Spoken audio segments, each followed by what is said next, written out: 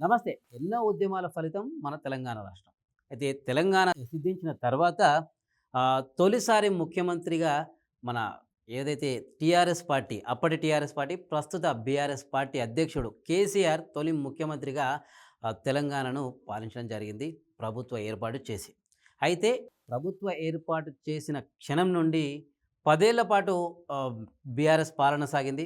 అయితే ఈ 10 ఏళ్లలో ముఖ్యంగా 2 అంశాలు చాలా కీలకంగా మారాయన్నమాట.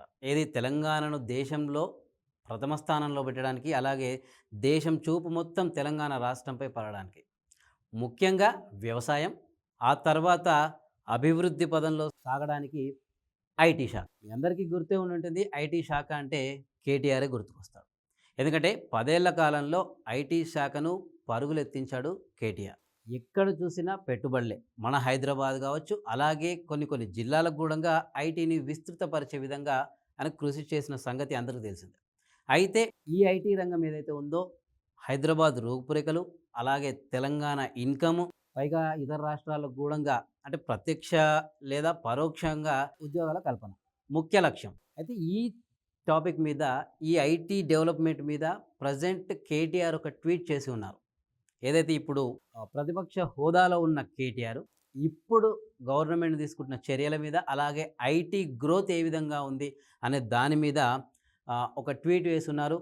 గడిచిన 6, 7 ఏళ్లలో అంటే ఆయన ట్వీట్ చెప్తున్నాను. గడిచిన 6, 7 ఏళ్లలో తెలంగాణలో ఐటీ ప్రగతి మొత్తం కూడంగా గణనీయంగా సాగింది. కాకపోతే ఇప్పుడు ప్రెజెంటు ఈ 2023, 24 టైంకి మాత్రం ఐటీ గ్రోత్ అనేది పడిపోయిందని ఒక గ్రాఫ్ కూడా రిలీజ్ చేశాడు. అయితే లెక్కలు చూద్దాం ఒకసారి. కేటీఆర్ ట్వీట్‌లోని లెక్కలు.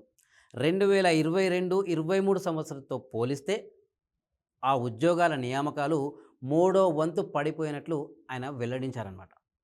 అంటే 2022, 2023 సంవత్సరంలో తెలంగాణలో 57,706 కోట్ల ఐటీ ఎగుమతులు జరిగాయని, 2023, 2024లో కేవలం 26,948 కోట్ల ఎగుమతులు మాత్రమే జరిగినట్లు కేటీఆర్ ట్వీట్‌లో చెప్పారు.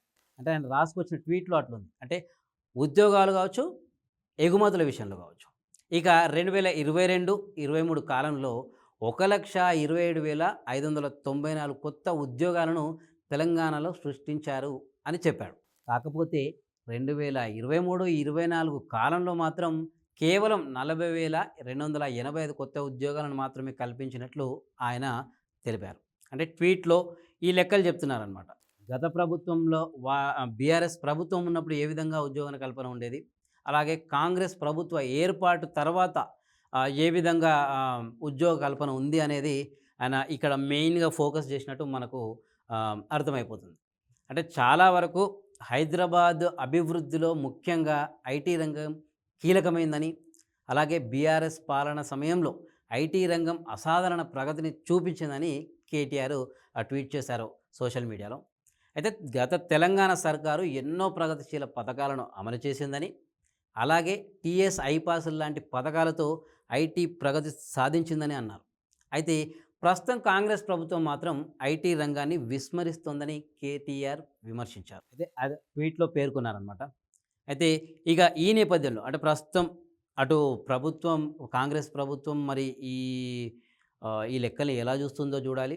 అలాగే ప్రస్తుతం ఉన్న ఐటీ మినిస్టర్ దుద్దిల్ల శ్రీధర్ బాబు ఈ విషయాన్ని ఎలా తీసుకుంటారో కూడా చూడాలి. అయితే హైదరాబాదు తెలంగాణ డెవలప్‌మెంట్‌కి హైదరాబాద్ ఎంత కీలకమో ప్రత్యేకంగా చెప్పనవసరం లేదు. ఒకవైపు కేసీఆర్ వ్యవసాయానికి ఎంత ప్రాముఖ్యత ఇచ్చారో, కేటీఆర్ భుజం మీద డెవలప్‌మెంట్, ఐటీ డెవలప్‌మెంట్ అనేది కూడా అంత సీరియస్‌గా తీసుకున్నారు.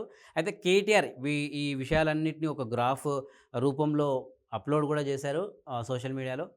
అయితే అదే క్రమంలో ఈ ఐటీ డెవలప్‌మెంట్‌కి కొన్ని సూచనలు కూడా చేశారు. అయితే ఆ సూచనలు ఏమున్నాయంటే, యువ ఔత్సాహిక పారిశ్రామికవేత్తలు, స్టార్టప్‌లకు అన్ని రకాలుగా కూడా సపోర్ట్ ఇవ్వాలి. అలాగే మౌలిక సదుపాయాలను నిరంతరాయంగా అప్‌గ్రేడ్ చేస్తూ ఉండాలి. ప్రస్తుతం ఉన్న ఇన్వెస్టర్లకు మద్దతు ఇవ్వాలి. కొత్త రకమైన పెట్టుబడులకు ఆకర్షించాలి. అంటే మామూలుగా విదేశాలకెళ్ళి కావచ్చు, లేదా విదేశాల నుంచి అతిథులను పిలిచి కావచ్చు, పెట్టుబడులను ఆకర్షించాలి. అంటే పెట్టుబడులను ఆకర్షించాలంటే మౌలిక వసతులు చాలా ఇంపార్టెంట్ అనమాట. అది కేటీఆర్ ట్వీట్ ఉద్దేశం. అంటే మౌలిక వసతులు కల్పించాలి. అలాగే శాంతి భద్రతలు కూడంగా మెయింటైన్ చేయాలన్నమాట. ఎందుకంటే విదేశాల నుంచి పెట్టుబడులు రావాలన్నా ఇక్కడ ఒక మంచి వాతావరణాన్ని క్రియేట్ చేయాలి. ఒక యూనిటీ ఉన్న భావన కల్పించే విధంగా ఒక సెక్యూర్ వాతావరణాన్ని కల్పించాలనేది, అలాగే మౌలిక వసతులు కూడా కల్పించడం అనేది గూడంగా ముఖ్యమైన ఎయిమ్స్ అనమాట. అంటే పెట్టుబడులను ఆకర్షించడానికి. చూడాలి మరి. ఈ ట్వీట్ అయితే ప్రస్తుతం సోషల్ మీడియాలో తెగ వైరల్ అయిపోతుంది. అటు కాంగ్రెస్ వర్గాల నుంచి ఎటువంటి ఒపీనియన్ వస్తుంది అనేది చూడాలి. ప్రస్తుతము అంటే ముఖ్యమంత్రి గూడంగా ఇక్కడ లేడు. పర్యటన అమెరికా పర్యటనలో ఉన్నాడు కాబట్టి, మరి ఐటీ మినిస్టర్ వీటి మీద స్పందిస్తారా? ఈ లెక్కలు కొట్టిపారేస్తారా? లేకపోతే ఇవి కాదు లెక్కలు నిరూపిస్తారా? ఎందుకంటే మామూలుగా ఇప్పుడు ఈ ట్వీట్ పెట్టింది ఎవరో ఏదో మాజీ ఎమ్మెల్యే కాదు. ఇంతకుముందు ఐటీ మంత్రిత్వ శాఖలో మంత్రిగా చేసినాయన, ఐటీ శాఖకు మంత్రిగా చేసినాయన పెట్టాడు కాబట్టి, ఆ ప్రాధాన్యత అయితే సంతరించుకుంది.